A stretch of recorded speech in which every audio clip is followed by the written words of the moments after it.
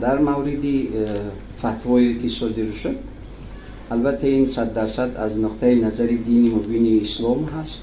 و دین مبین اسلام لباس مناسبی که معیارهای شرعی رعایت می شود توصیه می دهد یا امر می کند. لباسهای ملی که در اون رعایت معیارهای شرعی هست،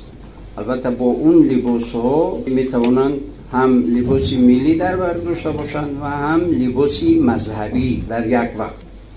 تمام ملت ها با لباس های ملی خود معیارهای شرعی را رعایت میکنند، چی ملت اندونزیا باشد، چی مالزیا باشد، چی عرب ها باشند، چی دیگر ملت ها با رنگ و نمود و دختی خاصی ملت های خود معیارهای شرعی رعایت میشود. این رو 100% دین مبین اسلام قبول